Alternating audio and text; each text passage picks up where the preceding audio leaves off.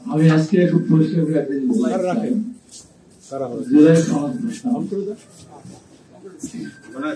দু একটি দলের মন খারাপ, আগের ছবি নিয়ে দু একটি দলের কিছু গুরুত্বপূর্ণ নেতৃবৃন্দ প্রমোদ ভ্রমণে গিয়েছে।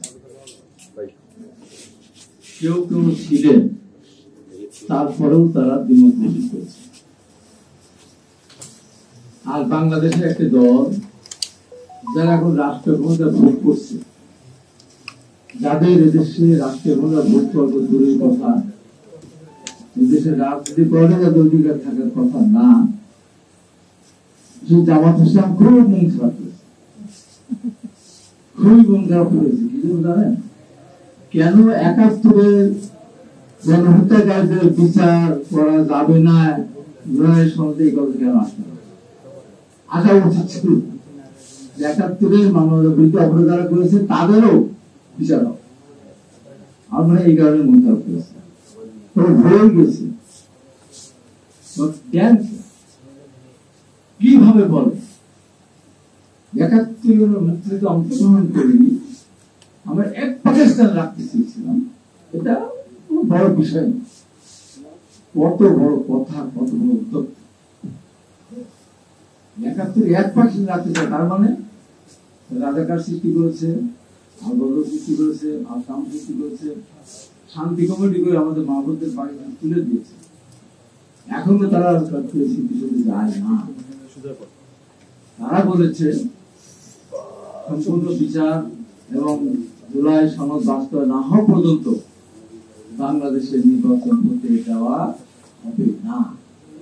আমি আজকে এখানে আপনাদের কাছে পরিষ্কার করে বলতে চাই, জামাত ইসলাম ৭১-এ পাকিস্তানদেরকে নিয়ে এক পাকিস্তান রাখতে গিয়ে যেমন পরাজিত হয়েছে, জামাত ইসলাম শত প্রচেষ্টা করেও তার দোষক ওই যদি চরমানা এবং আরো কিছু দলকে নিয়ে যদি মনে করে তারা নির্বাচন ঠিকিয়ে দিবে, আমি যাদের পেশা বলে যাচ্ছি তাদের সেই স্বপ্ন দুঃস্বপ্ন হবে বলে মনে করি। তারা কি শক্তি? আমরা সব সত্যি একসাথে ছিলাম যখন জেনারেল এরশাদ ক্ষমতায়, যখন উপজেলা নির্বাচন ঘোষণা করলো, সেই নির্বাচন ২০১৬ তারিখের ২০ তারিখ এত চেষ্টা করলো উপজেলা নির্বাচন আমরা ঠেকাতে পারিনি। সব দল, বিএনপি, জামাত, আওয়ামী লীগ, সব।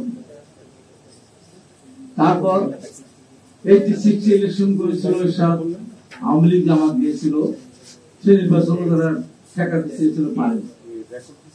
এই নির্বাচন সব দল বলে চেষ্টা করেছিলাম, সেই নির্বাচনও ঠেকানো যায়নি। আওয়ামী লীগ ২০১৪ সালে এককভাবে নির্বাচন করলো, ১৫৩ আসন নিরাপদ। আমরা সব দল একসাথে হয়েছিলাম, সেই নির্বাচন ঠেকাতে পারি না। ২০২৪ সালে আমরা সব দল একত্রিত হয়েছিলাম, সেই নির্বাচনও ঠেকাতে পারিনি। আর জামাত নির্বাচন থেকে দিবি, এত বড় স্পর্ধা। আমি পরিষ্কার করে বলতে চাই, জামাত যদি নির্বাচন ঠেকাতে চায়, এবার বাংলাদেশের জনগণ তাদের পাকিস্তানে পাঠিয়ে এই তো ঠেকাতে পারে। কত বড় সাহস! ঢাকা বিশ্ববিদ্যালয়, যেখান থেকে আমাদের বাংলা ভাষার প্রতিবাদ হয়েছিল, ঢাকা বিশ্ববিদ্যালয়ের ছাত্রদের দিয়ে, যেখান থেকে আমার ৬২, ৬৬, ৬৯, ৭০, ৭১ স্বাধীনতা যুদ্ধে হাজার হাজার ছাত্ররা দুর্দম্ভ জীবন দিয়েছে, যে ঢাকা বিশ্ববিদ্যালয় চত্বর থেকে আমরা ৯০ সালে আন্দোলন করে এর সাথে উৎখাত করেছে, সেই ঢাকা বিশ্ববিদ্যালয় আজকে ইসলামের ছাত্র শিবির আত্মা করতে চায়। আমি আজকে ঢাকা বিশ্ববিদ্যালয় ছাত্রীদের বলতে চাই, ঢাকা বিশ্ববিদ্যালয় সব মতামত ভুলে গিয়ে এই পাকিস্তানের সেই ৭১ রাজাকারদের জন্য ঢাকা বিশ্ববিদ্যালয় অবস্থান করতে না পারে। একটা মেয়ের কথা শুনে আমার খুব ভালো কষ্ট লেগেছে। সে বলেছে ফ্যাসিস্টকে উৎখাত করেছি রাজাকারের চেহারা দেখার জন্য না, আওয়ামী লীগ উৎখাত করেছি রাজাকাররা দেশ শাসন করবে সেই জন্য না। কি মনে হয়েছে আজকে বিএনপি থেকে আঙ্গুল তুলে? এই যে লন্ডন বৈঠক যখন হয়েছিল, সব দল জাতীয় কমিশন মিটিং দিয়েছিল, এনসিপি গিয়েছিল, যাই গিয়েছিল জামাত। কেন তার সাথে এদের বিবৃতি দেওয়া হবে। তারেক রহমানকে এখন বুঝেন, আমি মনে করি প্রথমে 10ই ফেব্রুয়ারি নির্বাচন তারিখ ঘোষণা হয়েছিল, পরবর্তী সময়ে তারিখ পরিবর্তন করে 12ই ফেব্রুয়ারি। আমি প্রধান উপদেষ্টাকে আমি অনুরোধ করব, আপনি বলেছেন, পাশাপাশি আমি নির্বাচন কমিশনকে অনুরোধ করব 12ই ফেব্রুয়ারি নির্বাচনের তারিখটা যদি আপনি ঘোষণা করেন, জাতি খুশি হবে। এই নির্বাচন নিয়ে তাল বাহানা করে কোনো লাভ হবে না। যে কৃতিত্ব বহন করে এনেছেন, পৃথিবী যতদিন আল্লাহ রাখবে, পৃথিবী যতদিন টিকে থাকবে, ততদিন এই মহান ব্যক্তিটির কথা আমরা স্মরণে রাখবো, থাকবো। কিন্তু মাঝে মধ্যে কিছু কথা 1 বছর শেষ হবার আগেও যে সন্দেহ কি ওনাকে, ওনার উপদেষ্টা পরিষদকে আমি অনেকেই বলেছি, গত 5ই আগস্ট যে জাতীয় সংসদ ভবনের নির্মাণ করেছিলেন, উদ্বোধন করেছিলেন শহীদ প্রেসিডেন্ট জিয়াউর রহমান, সেই জাতীয় সংসদের দক্ষিণ প্লাজা সকল কিছুরই অবসান ঘটিয়ে উনি বলেছেন, আমি যাওয়ার পথে মানুষের সুখের ভার, মানুষের গণতন্ত্র সচল রাখার ভারটা আমি জনপ্রতিনিধির হাতে তুলে দিয়ে যেতে চাই। তাই সেদিন উনি এই বৃষ্টি ভেজা লক্ষ লক্ষ মানুষের সামনে ঘোষণা করেছেন, আমি আগামীকালকেই নির্বাচন কমিশনকে চিঠি দিয়ে জানিয়ে দেব রোজার আগেই যেন নির্বাচন অনুষ্ঠিত। প্রিয় বন্ধুগণ, আলোচনার টেবিলে অনেক কথাই আসে, অনেক কথাই আসে, কিন্তু রাজনীতি করি ছাত্র জীবন থেকে,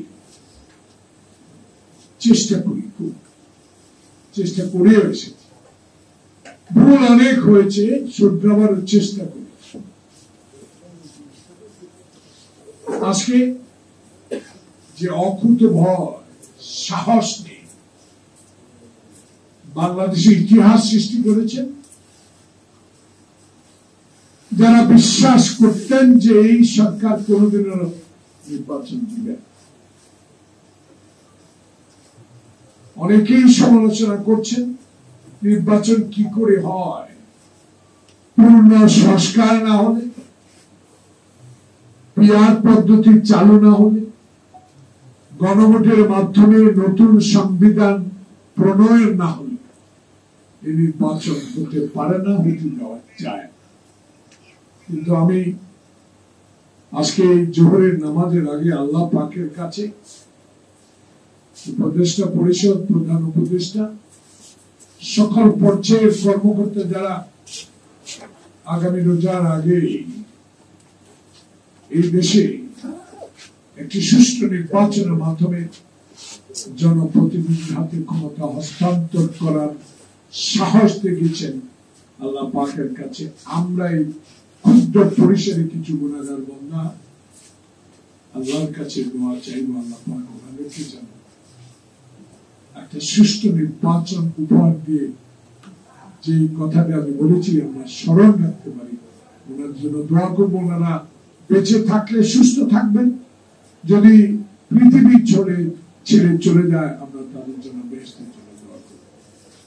প্রিয় বন্ধুগণ, শেখ মুজিবকে আপনারা আমার চেয়ে বেশি চেনেন, আমারও বয়স কম, আমি একটি প্রতিষ্ঠানের ছাত্র রাজনীতি শুরু করেছি। আমি গ্রামে লেখাপড়া করেছি, গ্রাম্য শহর লেখাপড়া করেছি, জেলায় লেখাপড়া করেছি, বৃহত্তম কলেজগুলোতে লেখাপড়া করেছি। সেসব স্কুল কলেজগুলোতে ছাত্র প্রতিনিধি নির্বাচিত হওয়ার সৌভাগ্য আমার হয়েছে, যেহেতু আমার বাবাও ছিলেন শিক্ষক। কোনদিন রাজনীতি ক্ষেত্রে বাধা পাই না, বাবা কিছুটা লেখাপড়ার কথা বলতেন, কিন্তু মা বলতেন না। লেখাপড়ার ফাঁকে ফাঁকে দেশের মানুষের জন্য কিছু করলেই তো তার নামটা লেখা থাকবে এই গ্রাম। আমি নিজকে নিয়ে একটু কথা এই জন্য বলতে চাচ্ছি, বুঝাবার চেষ্টা করি আগামী যারা বাংলাদেশে রাজনীতির জন্য প্রস্তুত হচ্ছেন, যাদেরকে নিয়ে অনেক কথা হচ্ছে,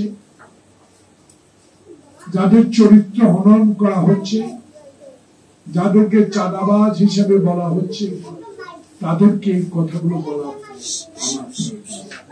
সেদিন আমার মা সবচেয়ে বেশি উৎসাহিত করতেন আমাকে।